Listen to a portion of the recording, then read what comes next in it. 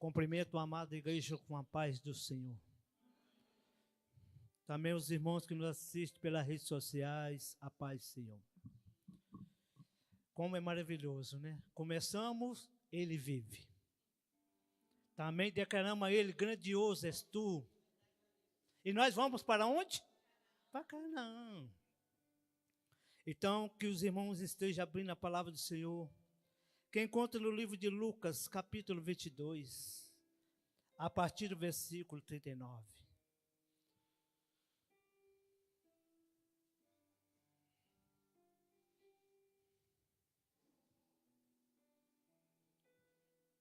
Todos acharam? Amém?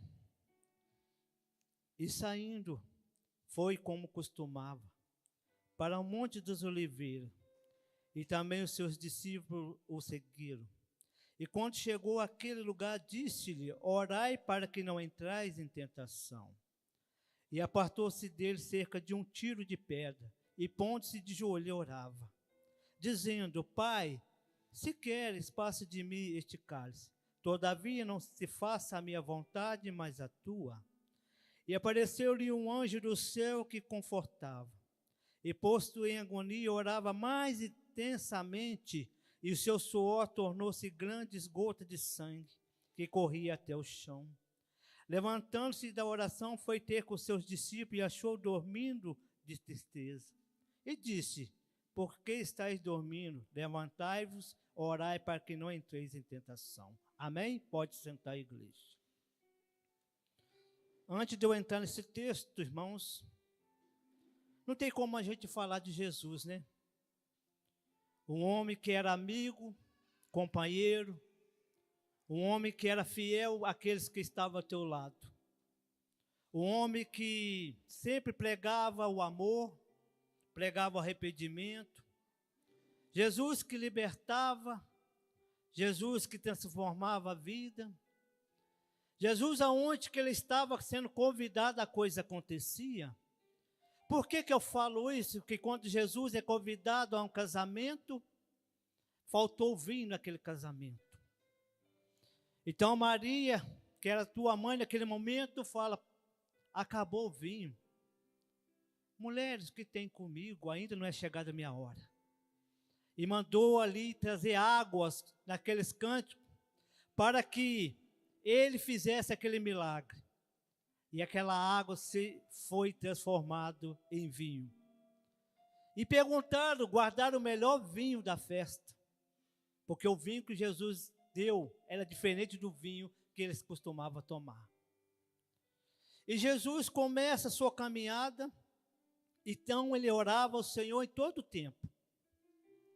Mas Jesus precisava ir a distante, mas sozinho não podia ir mais. Jesus tinha que escolher vidas para que estava trabalhando com ele. Então Jesus encontra aqueles pescadores que ali estavam, um homem que tinha intimidade de pé, conhecia o que era pescar, conhecia o tempo e o momento certo. O lugar que eles iam, a direção que eles tinham, eles sabiam que podia trazer peixes. Mas naquele dia foi um dia tão diferente que aqueles homens chegaram frustrados, e não conseguiram pescar nada naquela noite, porque nós também ficamos frustrados com tantas coisas quando não acontece. Às vezes você ora e aquilo não está acontecendo, e você pensa: eu estou orando e não acontece. Mas aquele que está ali está te olhando, para que você não pare de orar. E ele fala: vamos até o meio do mar. E lança essa rede à direita. E aqueles homens começam a trazer peixe, que era tanto.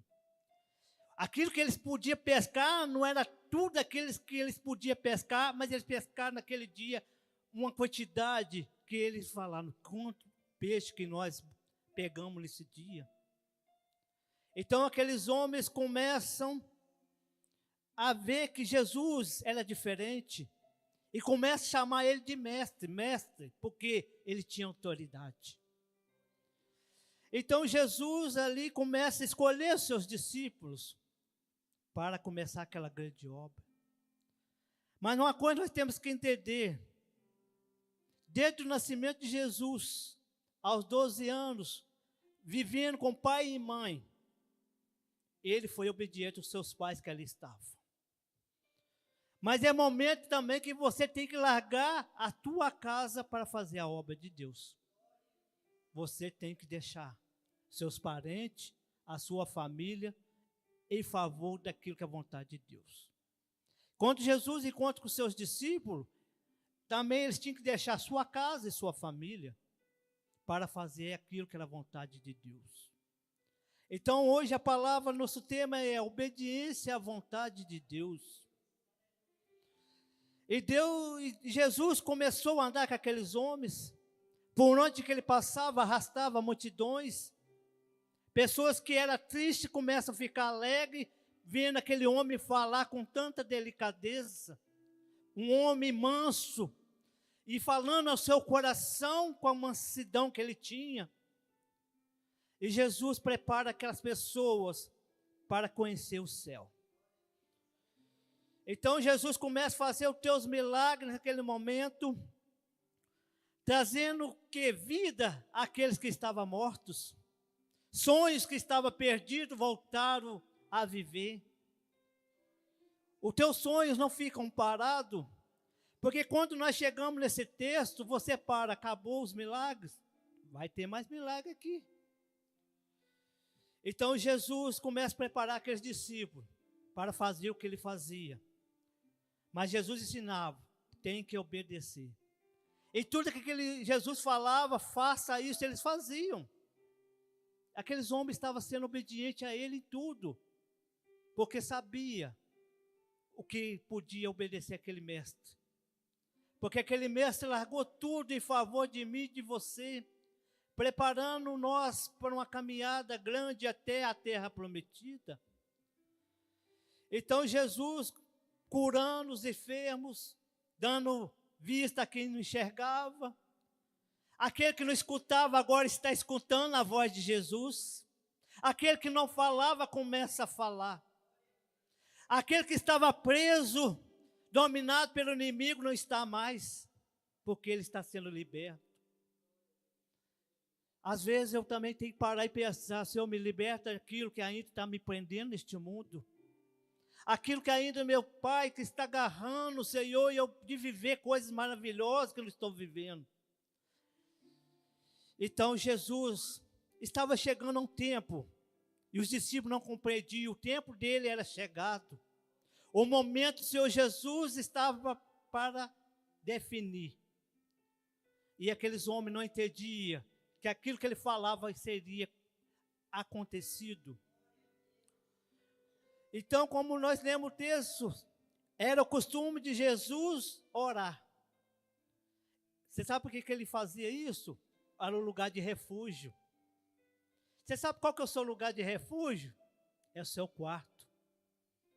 A palavra diz que aqui fala, cerca de, das pedras, de um tiro de pedra. Alguns historiadores falam que eram uns 20 ou 30 metros, mais ou menos, que Jesus se apartava dos seus discípulos. Mas Jesus deu uma ordem, esteja orando. E Jesus começa a orar, e a gente olhando esse texto, ele começa já a sentir o sofrimento na alma, porque ele estava ali como carne viva, e quanto mais ele orava, mais sangue saía do teu corpo. O sangue de Jesus já estava saindo antes dele chegar à cruz. Eu quero que você entenda que ele já estava sofrendo por mim e por você para passar pelaquela cruz. Mas Deus envia um anjo para confortá-lo naquele momento. Deus tem mandado um anjo para te confortar. Mesmo que no momento que você está em agonia, em momento de tristeza, ou momento de tanta angústia da tua alma, Jesus estava ali naquele processo, sabendo que aquilo que ele ia viver era muito cruel, nenhum homem suportaria aquilo que ele suportou. Mas Jesus não deixava de orar, porque ele sabia que tinha que buscar a força do Pai. E eu falo verdade para você, que nós temos que buscar a Deus. Buscar Ele como Jesus nos ensina. Ora o Senhor, que tudo Ele fará por você. Ora por Ele, que Ele sabe o que você está passando. Ele sabe que o teu coração está angustiado, está triste.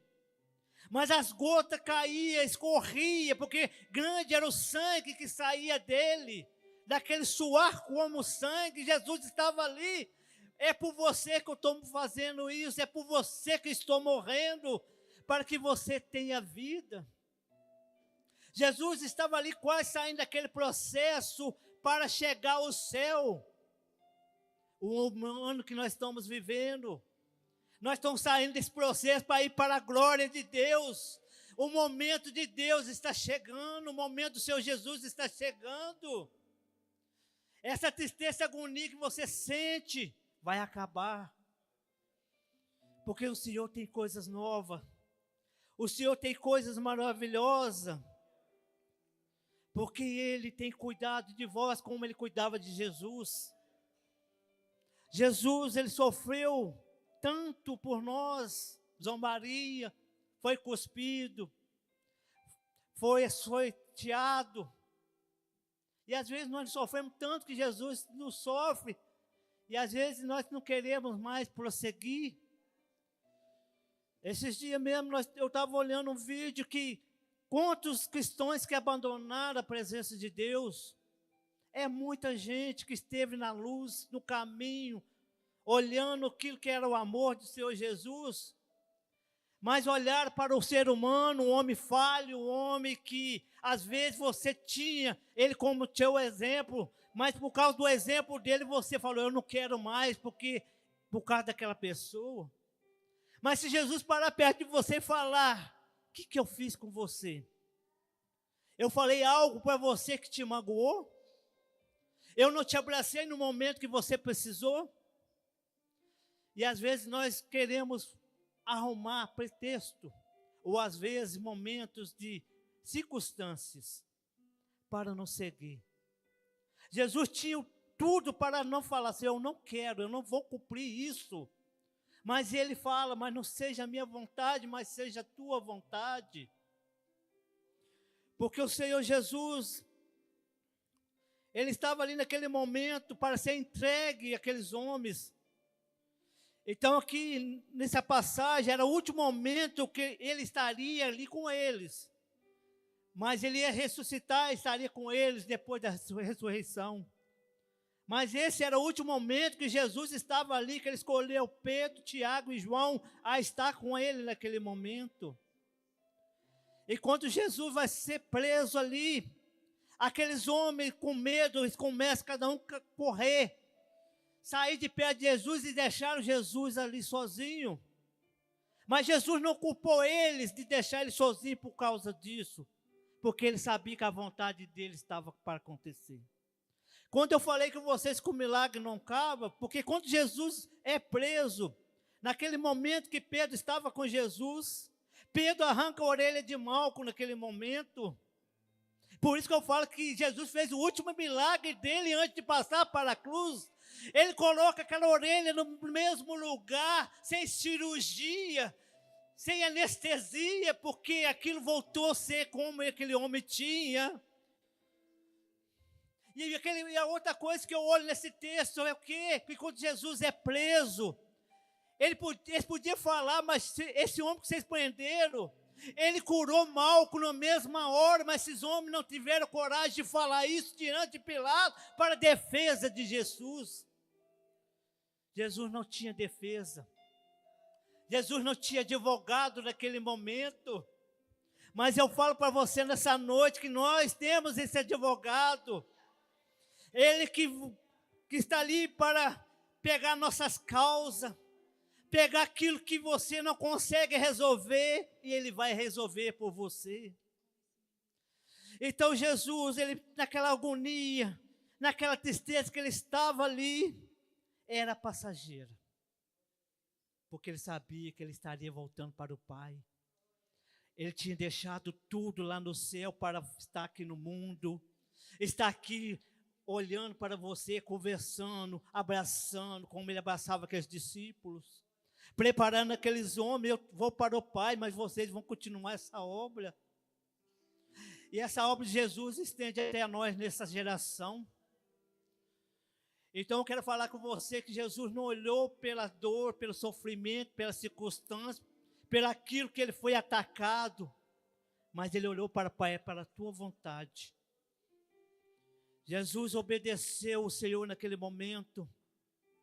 Eu estou passando por isso, Pai, mas que seja feita a tua vontade. Porque ele fala, se possível, passe de mim, mas que não seja a minha vontade, mas seja a tua vontade.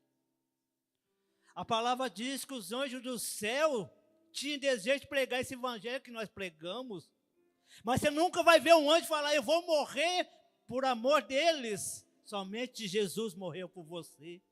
Não é anjo que vai estar ali te dando vida, é somente Jesus que vai te dar vida. Somente Ele pode viver aquele que está morto.